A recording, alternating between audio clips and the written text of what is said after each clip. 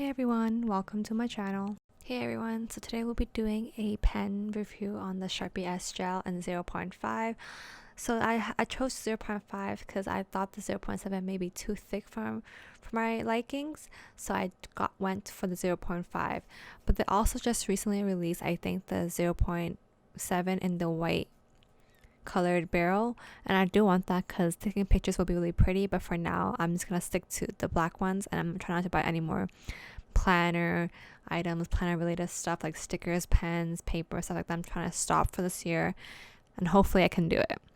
So I'm going to use 3 highlighters. So the 3 highlighters I'm going to use is the Mild Liner in gray, the Tombow in gray, and then also the Ecoline brush pen in 738. So first I'm going to tell you guys where I bought these S-Gel Sharpie pens. I got this from Amazon, so I think it came in a pack of 12 or 8 or 10 either or, for maybe $19 around Canadian dollars.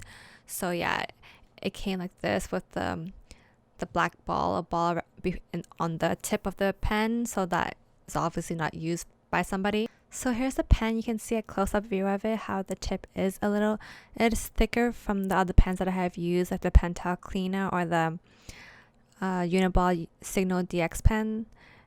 This point is pretty little bit thicker than normal. So first we'll be writing down the word, and then right away we'll be highlighting it with each highlighter right after I finish writing.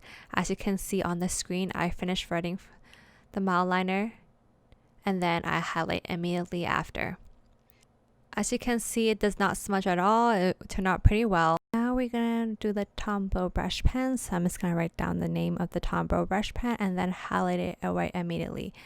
As you can see, it does not smudge again. The Sharpie S-Gel pen is really good. Hopefully they do come out with a thinner point, and we'll see. Next is the Ecoline brush pen since 738. So right away, I'm just gonna highlight that right away.